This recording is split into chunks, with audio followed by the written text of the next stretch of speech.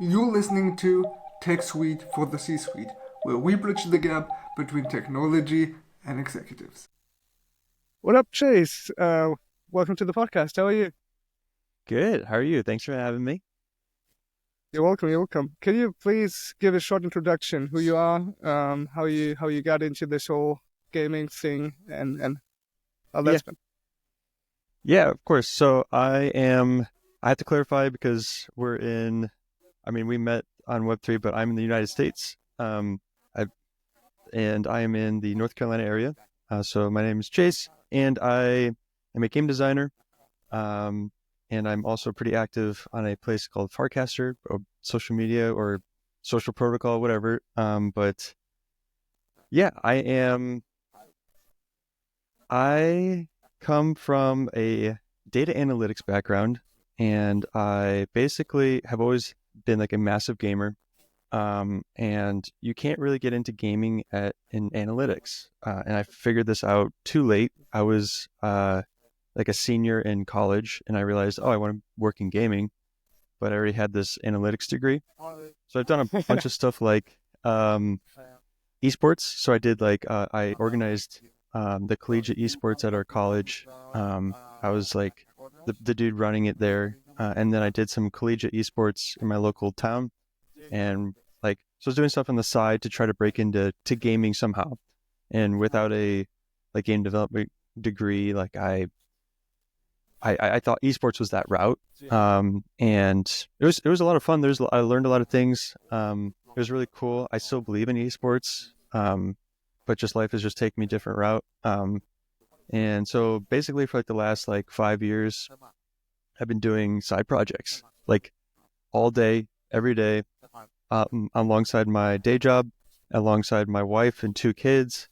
Um, and she's super supportive of it. She's always telling me to chase my dreams. And 5 years later, a connection I had, reached out on LinkedIn, from a message I sent him 5 years ago, because I added every single Damn. person at Blizzard, um, every single person. And LinkedIn actually canceled, blocked my account because they thought I was a bot because I was adding so many people. But yeah, someone finally reached out to me and connected me with someone, and that's how I landed my dream job as a game designer. So pretty wild story. I did some other projects on the way to getting this role, but um, yeah, it was not easy. It was not probably people would say that I'm very stubborn, and wouldn't I would never recommend this path, I guess, but that's just how I did it. Um, and yeah, I just kind of rambled a little bit, but that's a little bit about me and my story of how I got here. And then in preparation for this job, this is a Web3 kind of gaming job. Um, I did some studying. I read Chris Dixon's Read Write Own. I have it on my desk right now. And that kind of he talked a lot about Farcaster. I was like, sure, I have no idea. If you're smart and you can explain blockchain to me and you recommend Farcaster, I guess I'll get on. And so I got on beginning of 2024, February. With a lot of people, I think there was a big Yeah, there was a big ETH frames run or and degen whatever, and I push was a part of for that those wave. unfamiliar. But I've That also whole stuck push was around. Most basically people, yeah. So yeah. most people have left by now, but I'm It, still it here. So I'm depends. still, again, it's that stubborn. I'm I see something here. So, anyways, that's a little bit of background. But yeah, Yeah, no, that big degen and frames push was explosive, and it is definitely cooled off a little bit. We're now in October, so it's been around 8 months, and we now yep, have an AI bot push where yeah, people have discovered that this whole Farcaster thing is totally open, so you can just take all of the social data. It's imagine having all of the Instagram posts of everyone, and you yep, can do that. And now AI has taken over in the sense that some people have built some fun bots where they have that context and they engage with you based on that context, which is interesting. But yeah. from I think a game design perspective, generally, within game design, what excites you about game designing and those kind of mental models? um. So okay, lots there, but just a really quick talk about the AI bot thing. Yeah, There's I'm always thinking about gaming, and something that before this launched, that something that I wanted to do is like create like NPCs, like which are basically AI kind of, but like I want to be able to create these characters in fantasy worlds for my games that you can interact to and talk to, and Yep. then they would give you quests and that relate back into the game. But that's just like a side tangent we can weave back in later. But for gaming, so my love for gaming, like my whole like some of the bigger games that I played throughout my life were like Pokemon when I was really young on like the Game Boy, and then RuneScape was massive for me, and then World of Warcraft, and I still play World of Warcraft. Of course, there's tons of other games that I weave in, but like nothing hits as hard as World of Warcraft for me. And the parts that I find interesting about gaming is that particularly MMORPGs or these multiplayer role-playing games, is that you have this world that is real and people take very seriously, and then economies form on it, social communities, like all these very complex social interactions like live in these worlds.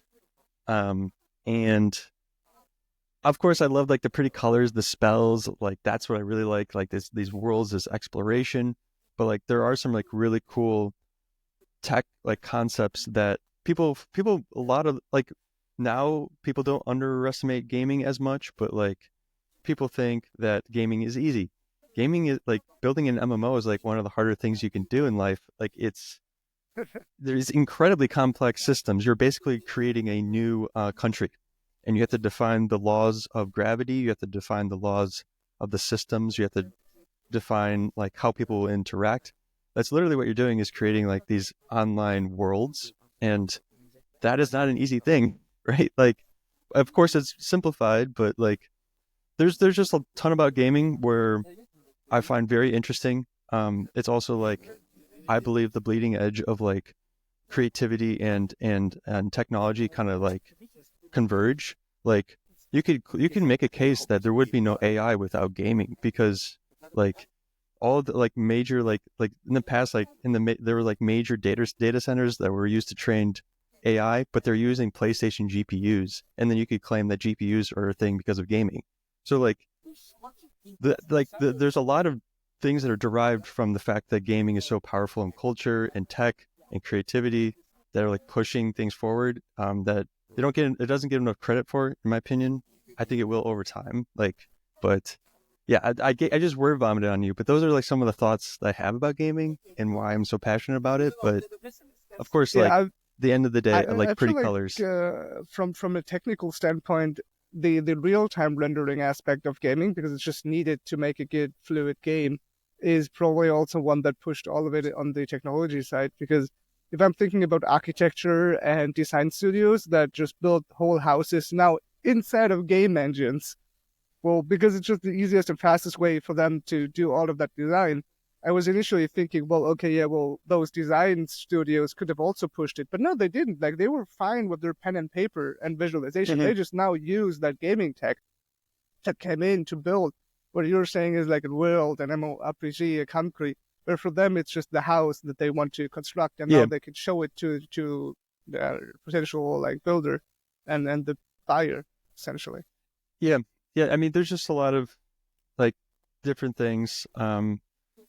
Like let's say like and we can get, I don't know if we're like gonna ever get into Web3, but like there's some reasons like I'm really interested in why gaming in Web3 will make sense. But yeah, just like the things that people are building, like right now the big games are like Roblox, Fortnite, and Minecraft, and these are all games, massive games, where like dozens of millions of, like maybe hundreds of million like daily or monthly active users. Like they're very big, and the main thing about these worlds, and they call it like UGC, user generated content, where like people are building these worlds on top. Like so usually it's the game developer builds a world and people play it. Now the new model is the game developers build a world and they play it, but they also enable like people to mod or build on top of those worlds or create their own versions, which modding is not like a new thing, but like with Fortnite and Roblox and Minecraft, it's kind of really taken hold as like a core part. And so like now people are getting used to building worlds, and like this is not even like a Web3 thing, but like I envision like a world where every everything like you see these days has a reward system, right? You have airlines or credit cards. Reward systems come from like games, right? Like it's a progression. Like you have level up and you get points, and every time you get points, you can achieve new things. So I think like all companies in the future are going to have like these mini games, and like so maybe like for Chipotle or like a burrito place, you would be able to go to Chipotle, defeat the Chipotle monster, and get a 10% discount. And it's like they're a part of the rewards program. And I don't know, like that's like a prediction I have, and I see that like the modern like web developer will be like a game like a mini like game designer. So like the future of websites. We're actually seeing a lot of that on like the experimentation that we do inside of Farcaster, right? And with crypto wallets attached, because you can give those rewards out instantly over a network where you don't have to deal with the financial infrastructure or the rewards infrastructure. You just give it out because of how the blockchain works under the hood. It's just like, oh, here's my coin, and you can swap that coin for US dollar or whatever you want to do, euro, Swiss franc, and oh, by the way, inside of this like webcast mobile app that's already there, I can just get you to play my little mini game and reward you. And by that mini game, you learn about our company. And now we also know that you learned about our company because on the blockchain, we now tag you so we can retarget you later. It's like a fun little side thing for businesses to go through. And a lot of people actually now are web devs on Farcaster, and they're exploring that whole gaming side because of those mini apps. Yeah. Good point. Like there's like everywhere you see now, there's quests. Like obviously like Discord is a big one. They have like quests now. But like, and that's like a very big gaming culture there. But like everywhere you look, like now there's like quests. I'm not saying they're all good, but there are like evident. There's like little bits of like gaming seeping into culture, and people are like, oh, this does help like retention, or like it gives people a way to like progress to the next thing. Now they have a goal, stuff like that. So yeah, I don't know. Like I of course I'm super biased. So like I think gaming is the best, and I think gaming influences everything. But like those are some of my thoughts, and that's not even like Web3 specific, but like if you had to explain gaming to somebody who just for whatever reason had no idea of what it is, maybe they played board games or they played like catch in school, how would you explain gaming? Yeah, I actually did this recently to my aunt who is 80, and she was ripping on the fact that her great grandson plays Minecraft. And I said, okay, but would you be upset if he was playing with Legos? And she's like, no. I said, well, Minecraft is Legos on steroids, right? You have all these building blocks, and you can put them on top of each other. You can arrange them in different ways. You can connect them. But it's free beyond like the $20 to buy it, and you can have as many Legos as you want forever. But now imagine if those Legos had coding ingrained into them. So if you put different Legos on top of each other, they start reacting differently, and that's using like logic, like that's using creativity. You have to think about that stuff, and it's really engaging your brain. And it's not just you're not just sitting there doing nothing and rotting your brain. Like these are highly creative, highly logical activities people are engaging on. And so if anything, like they're going to run circles around kids that played just Legos, right? Because it's Legos on steroids. It's 4D Legos. Like you're going crazy. There's all sorts of world. And then so like I was trying to explain to her like, hey, like, so that's an example of Minecraft. Minecraft is building blocks with coding and worlds and interactivity. But gaming to someone else, like I would say like you're basically simulating new universes that would never be able to be created in any way or experienced, and you are basically like enabling people to do things that were never thought of, like no one could have ever, you can't do certain things in life, but gaming enables a cheap way to experience all these things. Whether that be, going on an epic adventure to throw a ring into a pit of lava. No one can do that, right? In the same way, books, you can't do that, but Lord of the Rings with the books and movies, you can do that. So they're kind of just like movies that you can experience, or at least some of them. Some of them are more going out into the public square and conducting business. Maybe more like an Eve type deal where you're interacting with other people. There's Economies. And then maybe there's a mix of like storytelling and Economies. That's maybe where you might get like World of Warcraft, where it's part story, but then it's part economy because it's multiplayer and you can sell goods. And so like, yeah, I don't know, like maybe that wasn't super concise, but like that's how I would at least attempt to try to explain gaming. There's a lot of other things, but yeah, I don't know. To me, your angle at gaming is really interesting. So I grew up gaming, and mostly it's like tank-based games. So it's like strategy in the sense that you fight battles. It's more round-based. My main game by now is Counter-Strike. Yeah, I played Minecraft, did all of that. Fortnite never got into it. Call of Duty never really got into it. Counter-Strike was just way more tactical and skill-based than Call of Duty. But played a lot of World of Tanks, which like historic tanks. By now it's changed a little bit, but it's usually like 15 versus 15 players in historic tanks fighting battles, and you have to maneuver your tank in a way to have the best position. So you're learning strategic thinking. If you don't, you just die and you just don't have a good time, so you stop playing.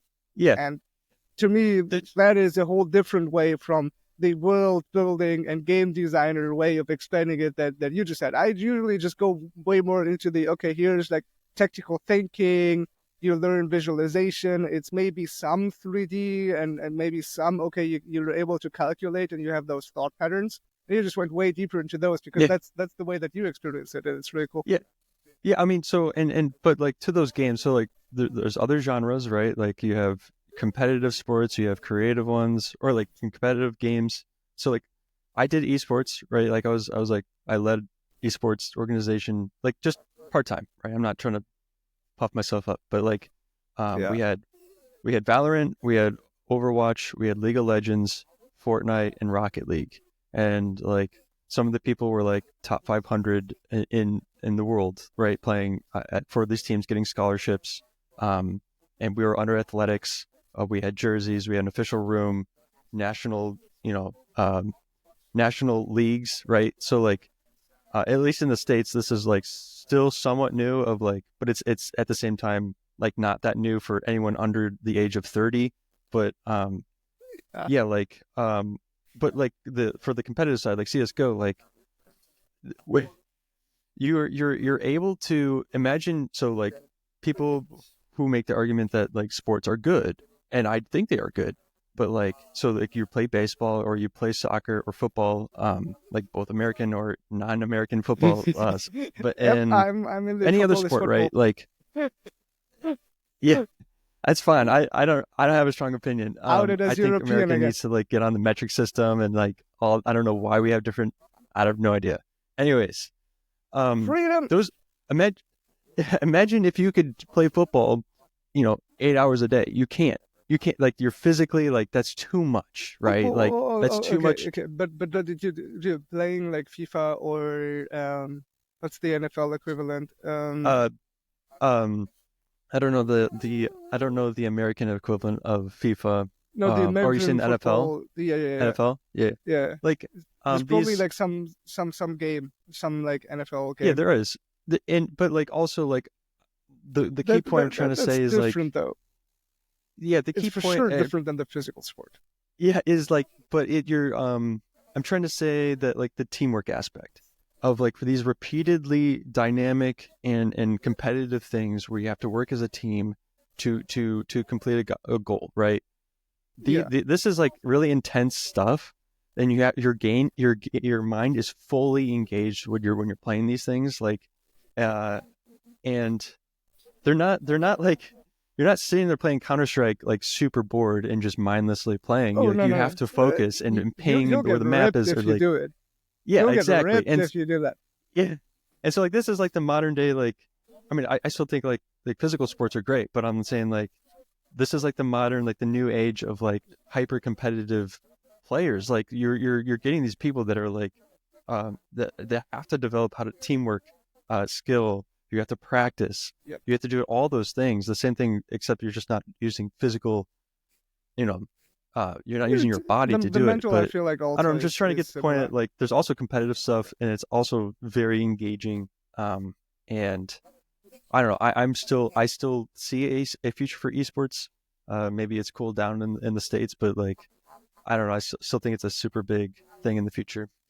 Well, onto that, the Counter-Strike major, like Counter-Strike's biggest tournament in China, is hosted there for the first time, and it's sold out within seconds. Yeah. China, like Asia So- is like super big on esports, and I think they're ahead of the game when it comes to that stuff. But yeah, for here, it's still, I mean, we're ramping up in the States, but it's still not necessarily like a, you'll still hear people go, oh my gosh, you get a scholarship, you can win money for playing video games.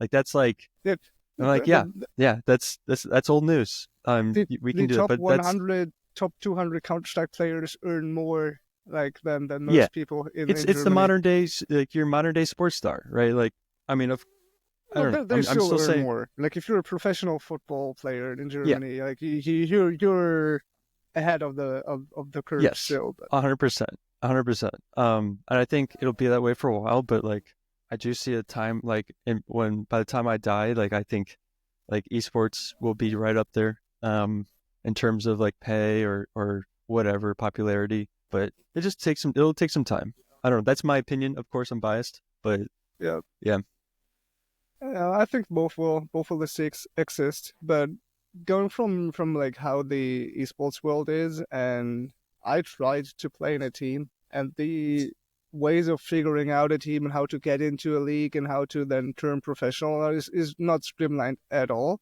It's a little bit, at least in Counter-Strike. And if you don't have 5 good friends where you can then make like a somewhat semi like amateur level team, and then from there you get picked up, and then you're potentially able yeah, to move up, or you just as a friend group move up, it's really hard to break through that. While as in football, there's just way more scouts everywhere.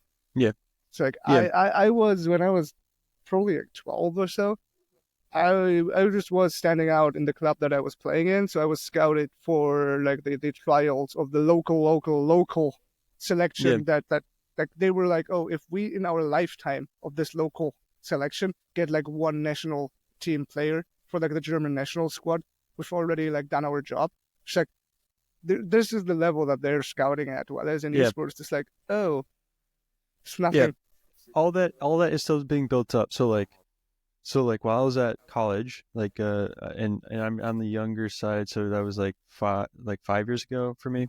So I pushed really hard. I worked with all the athletics people, and I got like my vision of having a room built for my college there's now a room. And now the college that I worked at, like now there is a functioning organization, and those people are giving scholarships and are scouting high school people, and so it's starting to build out. So it's like still being built, right? The pipeline Yeah, that you're yeah. talking about of getting scouts, but That's like so there are, American, though. You're scouting high school people. You're not scouting the best talent in the world or whatever to join your organization and go pro or whatever. You're scouting yeah, high school. It's like so yeah, American. yeah. Well, I mean, I don't know, like I'm just saying like that pipeline is being built, but it's gonna take some time, at least for us. It's, Yeah, but no, like, to me, it's just so fun because in Germany, there's just no, it's just all outside of schools. Like schools are is it schools. We don't have school teams or something like that. interesting? Unless you're in like some private schools where they have all of that on campus. No, like nothing like that. You go to your like if you want to play football, you go to your football club, and then that Really football club may have connections because it's known for being good, and then that you're interesting. gonna get scouted there, and then you get scouted to another club, and that club is more professional, and you know that, and then from There there you get scouted again. You don't move there through is colleges that Yeah, way. So I'm not good at sports, so maybe I have like a warped sense of view, but I think like there is some of that in the States in the sense of like different sports. So like American football, like with the shoulder pads and all that, that's like usually all through schools. But then like dance or like lacrosse or like other sports, there are like clubs where, and like especially like soccer or I don't know. But like those definitely have better clubs, like you're saying. So there is, Yeah, but like I guess I'm maybe biased towards like American football, and yeah, that's how that maybe. works is like through the school system. But yeah, It's one of the harder things if one gets into American football from Europe. It's like, wait, that's all just like colleges. How do these yeah, schools even work? Like, how does and then yeah, you have to get into like American culture to really understand the college system, and then go down. It's yeah. interesting. And I would not be a good guide because again, I'm more of a nerd than a Yeah. competitive like sports player. Yeah, I am big But though, like, but how yeah, do I you just then? What's like most exciting to you then in the like blockchain Web3 gaming intersection? Like, yeah. how do you even how do you even start into that? Like, what's Web3 and blockchain and all of that to you? Yeah, so the best way I have understood blockchain is that it's a shared computer. And so you have a shared database and you have shared compute, at least on Ethereum. And when you want to use the computer, you have to pay for it, kind of just like AWS. And the way you pay for it is with gas. And so when you want to do something, let's say you want to submit a transaction, you pay a very, very small amount of your compute resource, which is Ethereum, and or ETH, and then also all the data that's stored there is public. So again, it's a shared computer. If you want to use the compute, you have to pay for it, and if you want, but then again, all the data is open for everyone. So that's how I view blockchain. I think in the intersection of Web3 gaming, I think the most obvious thing that we can do is like NFT items. And NFTs are just like permanent items or things on the internet or on chain. And the obvious thing, like for CS:GO, would be skins, right? Like Yeah, you could buy and sell skins. For World of Warcraft, it would be swords and armor and potions. Um, and this would be super like native, and you wouldn't have to explain anything really. You wouldn't even have to tell them that it's on chain. But the cool thing about Web3 gaming is the concept of having these marketplaces, player to player marketplaces or economies. So there's players selling things to other players, opposed to just the game studio selling things to people. And I think that is a really interesting one new like economic model for game studios, but also just like a forward thinking kind of game where you could potentially make some money on the game. I'm not saying everyone will make money, but I think more people will make money playing these games. In the sense that my view on it, so like I think Web3 lies to people and says that everyone can make money. I think it'll go from 1% of players making money to 10%. I think more people will make money and it'll be easier because there's less middlemen. But it's a lie to say that everyone's gonna make money and like play to earn and stuff, because that's just a Ponzi scheme. Like that's if everyone's making money, like that doesn't make sense. You need to have money coming in, and but so, can you tell but that like, to the whole but like crypto industry, please? Like, you have yeah, to have. Like, what did you just say? You have to have money coming in. Like yeah, what's you that have to have money concept? coming in. You can't Wait, just wait, wait. give away money and then No, everyone no, make no, sir, money. sir, sir, sir. Bitcoin fixes this. Like, Yeah, I mean, I just to me, I'm like guys, like these are very simple concepts of like your game needs to be fun enough to people want like will pay to play just a subscription or a battle pass or just like a different type of model, but like there needs to be money coming in. Your game needs to be fun enough to where people are willing to just purely spend out of fun. There's going to be services that players provide to other players. There will be people selling items, and those people that take it very seriously can probably make a little bit of money, maybe even like a side job, just for fun. In World of Warcraft, there were people that really enjoyed playing the auction house. And the auction house was just a marketplace selling items. Some people love to do that, and that's all they did.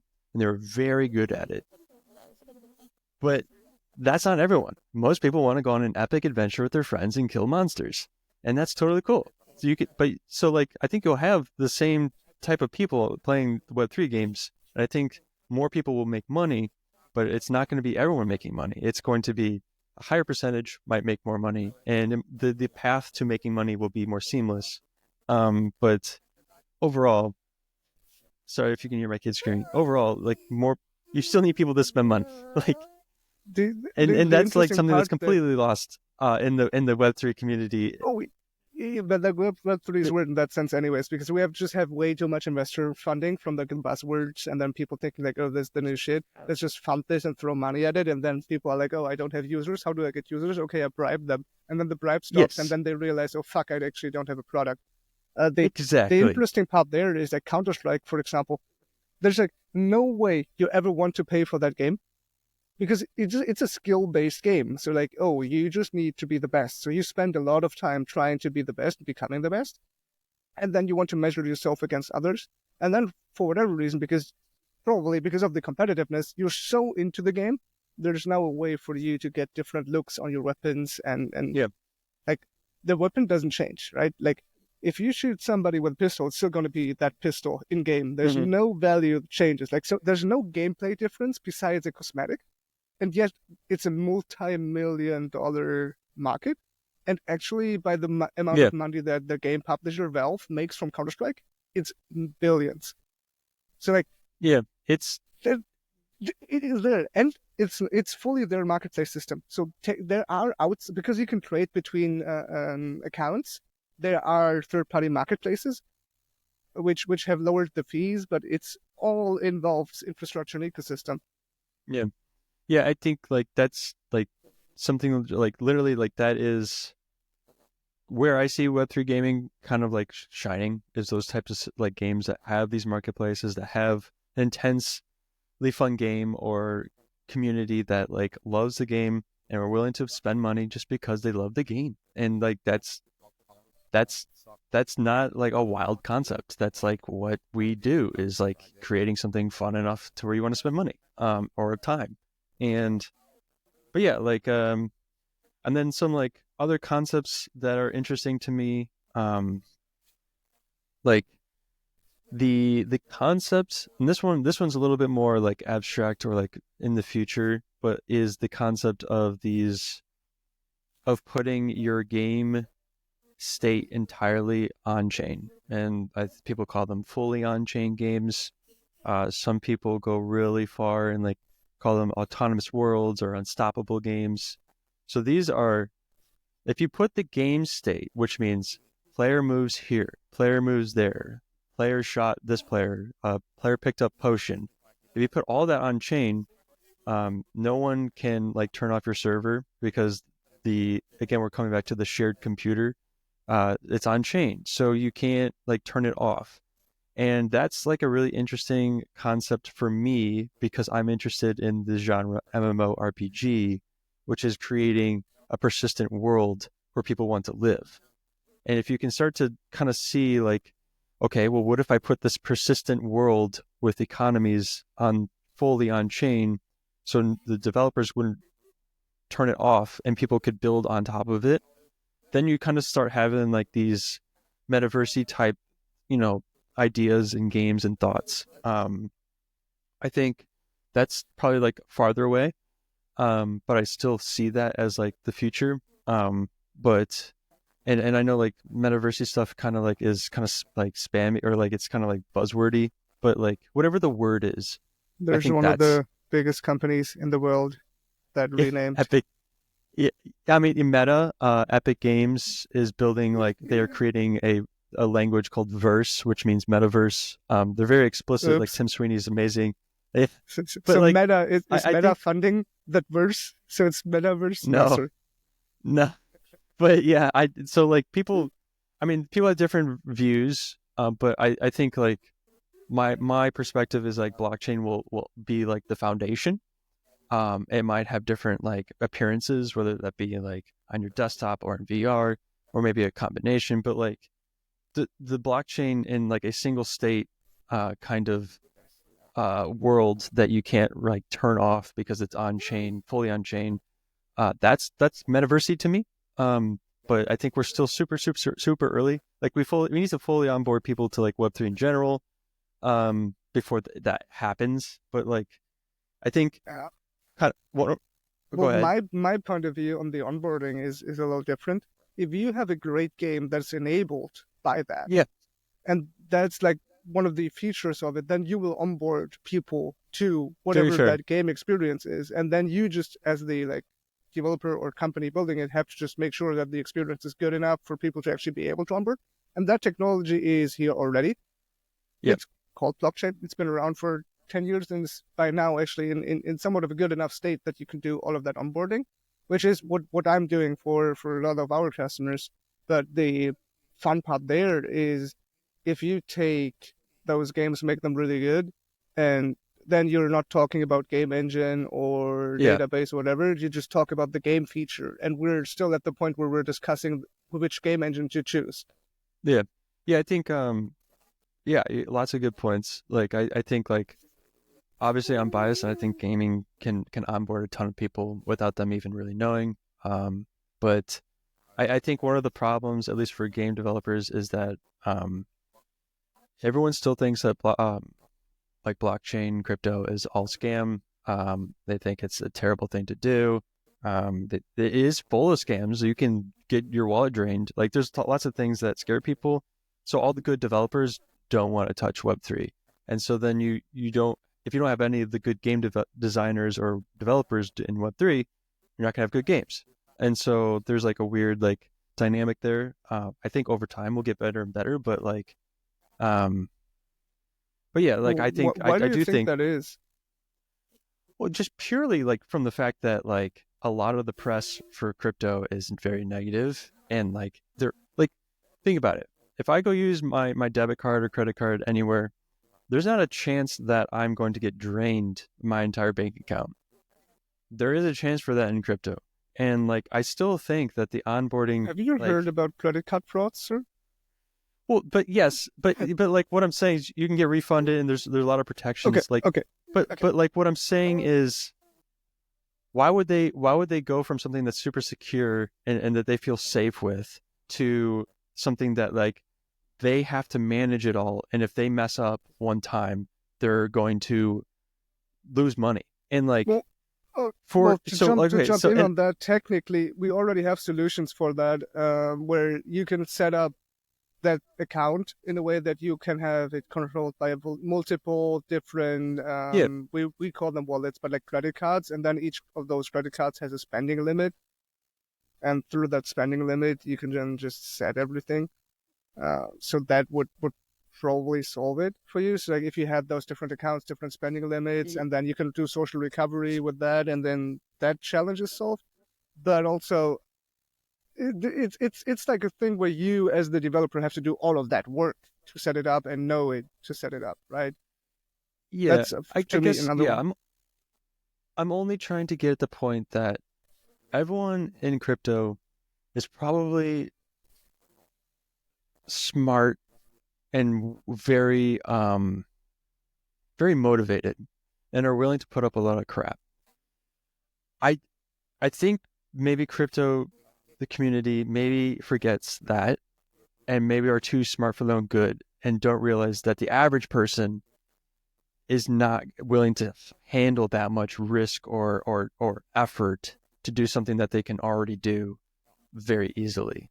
Like that is I'm trying to just convey like I'm not saying that it's not possible yet, but I'm trying to get at why I think it hasn't really happened. And that's like I had to read a book and do a ton of research to feel somewhat comfortable, and only like 8 months in do I feel like okay, I feel like I have a decent grip on what's going Okay, on. that's fair. You know what I mean? And I put in a lot of effort. I've been on like Farcaster every day. I've been reading. I've been engaging with people. Like that amount of effort is not like no one's going to do that, right? Like unless you're motivated. I'm motivated to, honestly, like, I want to make a living doing some really cool things, and I'm willing to put in extra effort to have that extra reward. But again, like, I'm putting in work after hours. I'm putting in, like, I'm giving up stuff. I'm sacrificing stuff. Like your average person doing those things, right? Like, and that's tiring. And you have to do it over a long term. But I'm motivated. I'm willing to put in the extra effort. Again, like, personally, I don't think we're that close to bringing on your average person. I think we're still like bringing on like people who are willing to put in extra effort. I don't know. That's in my opinion, but I don't have any data. Yeah. Like the resistance to if you turn 18 and get a credit card to then use it is way lower than anything we currently have in the Web3 blockchain space. If you were to look at the overall space, overall, like if you're looking at overall Web3 and blockchain space, what's the core problem that it solves? Why are you motivated about it? Sorry, you cut out a little. What was the question? What's the core problem that it solves? Blockchain. Yeah.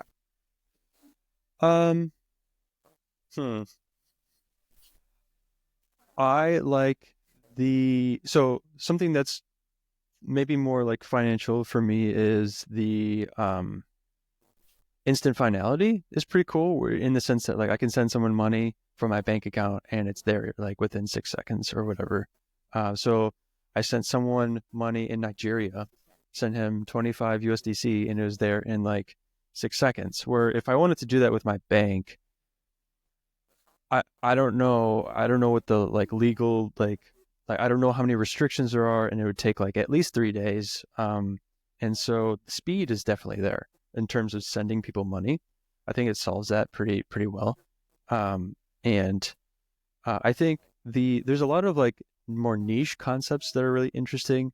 Like at least the part around like DAOs, in the sense that, or tokens, in the sense that you can, like the barrier to investing, maybe, like in the sense of like, I enjoy this project, I want to be involved, so I'm going to put in like my own money so that I can be involved more, and hopefully direct the direction of that project or whatever, and be rewarded for it if it goes well. Which I believe is very similar to investing, or is investing, but it's maybe a little bit more active, and like you don't have to make 250,000 USD to be considered an investor. You can start with nothing. And I like that. I like that concept. I practically, like, maybe it's not that yet, but like there's a lot of cool projects that are like that. And so lowering the barrier. So to recap, quick financial transactions, an instant finality of just like it's confirmed. You don't need to send information from one bank to another. And then the other one is being able to invest in projects and be involved without having to make $250,000 a year, because that's the requirement in the States. You can't invest until you make that much money, like in like seed investments and stuff like that. And then yeah, just, I mean, and then from gaming, like I like NFTs, like I think that's cool, but like for like game items, but you could also do that for like like your lease or contracts or whatever, like things that are fully on chain. Could you explain the concept of it? Like, what's if you're talking to, say, like a business owner, like what's the concept of an NFT? So NFT is something that you cannot, like, it is forever on chain, and well, depends on the NFT, but not to get too into things, like it can't be changed. So let's say you have an NFT, no one can delete it from you, right?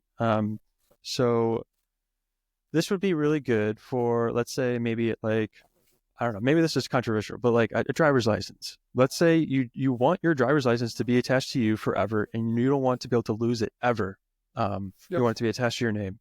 You could put your driver's license as an NFT, and it'd be attached to you, or at least your wallet. And you would never be able to lose it. No, and so that's like an NFT.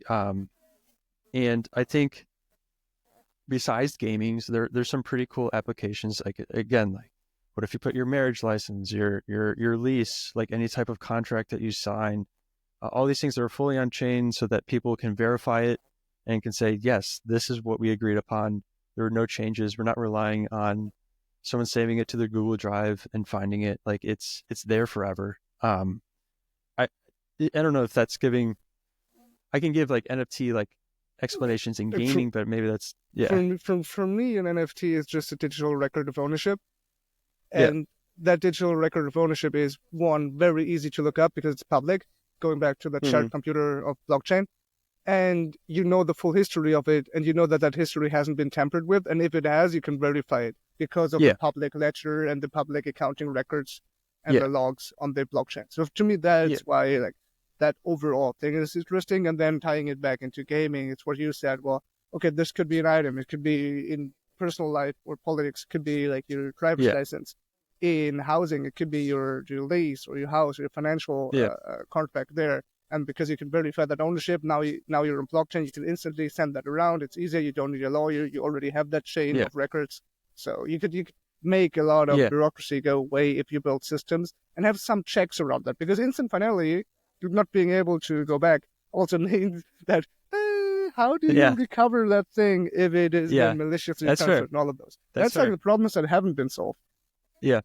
So I mean, there's lots of stuff to be worked on, but yeah, I think I think so. I had someone that overall, like blockchain it's public, right? And some people don't want public information, but and so that's like the reason why they don't think blockchain will be successful. But my counter, I guess, is like we used to use cash, only cash, and then debit and credit cards came along. Debit and credit cards are more visible than cash. There's a reason why people pay cash for drugs, right? I guess maybe some idiots use online stuff, but and so like to me it's the same argument. Like there are some cons if you don't want things to be public, there or like certain interactions or stuff like that. But overall, I do feel like the pros greatly outweigh the cons. There will be some trade-offs, like in the sense that like if your bank is storing like the IRS, like which is like our tax has access to all bank accounts, and so they can take your money if you're owed and like way overdue and like you're breaking you know what's laws. actually interesting there, like with it being so public on blockchain, all this like shared computer could have everything be encrypted, and then no one actually knows. It's just, well, it's in that shared computer, and through cryptography, the IRS or like the tax office, whatever, can be like, oh, I just want to know, are you in which tax bracket are you on, and how much do you owe me? And then they're like, just please calculate that, give me the amount, and then also, or initially like easily just transfer it because I'm the tax authority, and they never know how much exactly it is that you own. They just know how much taxes you have to pay, with all deductions and all of it already in. So if it were all public on that system, you could build cryptography systems, which the overall like bullet point that people would research into that is zero knowledge cryptography, and that would enable such solutions. So you can actually go fully private while having all of that blockchain there. It's just that the current iterations of blockchain we have aren't that private because that privacy and that compute just is too expensive and too slow right now. Gotcha. Yes, and that's the type of stuff where I have no idea. So, but that sounds really like if that could be solved, that could be like a counter to the one of those criticisms. Like personally, I think it'd be. Look at Monero. Monero is a system and a blockchain where everything is private right now, but you can only do money transfers. You can't do the full programmability of running programs on this actual shared computer. So it's a shared ledger. It's not a shared computer. Mm-hmm. And we're getting to the point where teams are working on shared computer. Like zero knowledge EVM is the term that you could research into that. Okay, cool. Yeah, I'll definitely take a look. I mean, as far as I can. I'm not super technical, but I'll see. I'll see if there's a nice little. Most of those are tech documentations and cryptography papers. So I also haven't dug that deep into it. But yeah, I don't know. My overall point being, there's lots of pros and cons. I think overall the pros outweigh the cons. I think we're still pretty early in the sense of a lot of things. I think it's going to get better and better and better. I think it's silly to look at blockchain as like where it is today and say, oh, that's not going to work. Well, we're going to keep building. Like, no one's saying that it's going to stay like this forever. It's going to get better and better and better to a point where it just breaks out and people just are using it nonstop. So, I mean, that's my opinion. Obviously, I'm biased. I'm work in Web3 gaming, but I don't know. I guess my argument would be I wouldn't be doing this if I didn't like believe in it. So, that's fair. But yeah, love that. That's a really good summary of most of the also what we've talked about, right? The general concept of, okay, well, you're motivated by this because you think that this blockchain thing can work and it's just a way better system than what we currently have. If you were to guide somebody that wants to get into this ecosystem, firstly, how would you do that? Like, where would you recommend them to look? What would you have them do? And then secondly, after that, is there anything that you want to pitch and where people can find you? Yeah. I probably have an unpopular opinion. So like to onboard, I personally would recommend, like if you're in the States, to go on like Coinbase.com or like the wallet. And like either like you can go to Coinbase.com and that would be like they would manage your wallet for you. You can learn how to buy some crypto, be very safe. Like Coinbase is a very reputable, but maybe do that in your equivalent country if you can find like a very trusted source. So just buy like $5-10 of crypto, and then go try to just mess around on some apps. I think most of it's going to be super confusing and not make sense to you, and it's going to make you want to quit, because most of the apps are all about trading. But just understand that there is a minority of us that are actually building stuff, not just crypto trading. We're trying to build some cool apps. We're trying to build games. We're trying to build this and that, like new social platforms. I think so. Don't get scared by the fact that it's all trading. It's not. Like that's where a lot of the attention goes. But like there's people building really cool stuff. And so if you're willing to put in the effort, I think there's a lot of rewards out there. Specifically, I would recommend going onto Farcaster. Again, you're going to see a lot of weird stuff. You're not going to understand the culture. It's not going to make sense.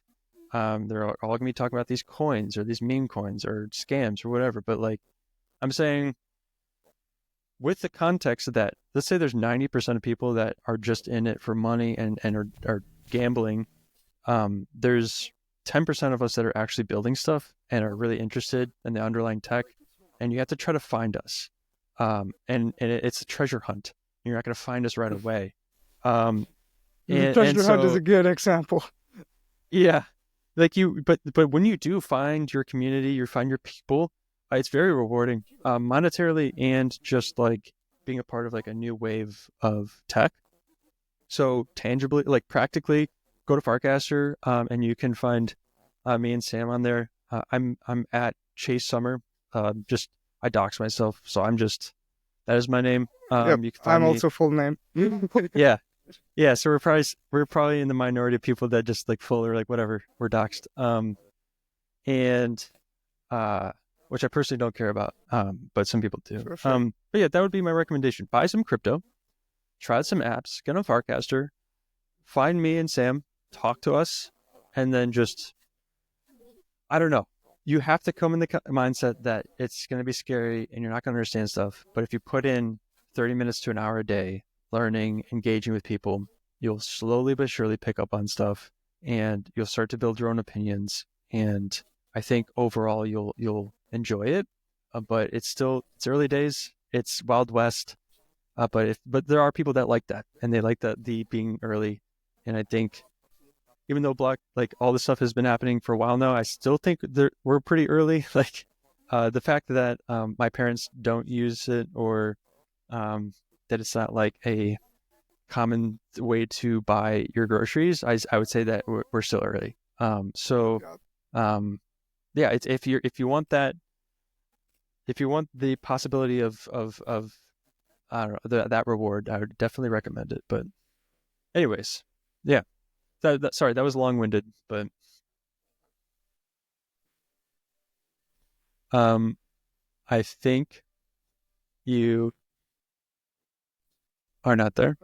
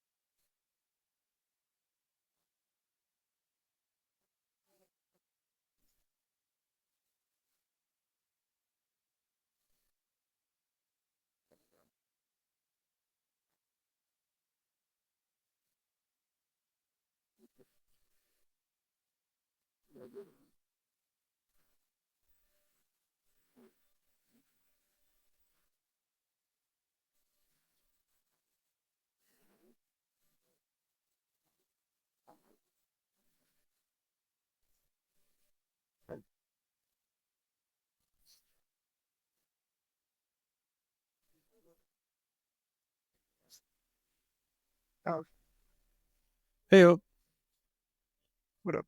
Sorry, laptop died and all good.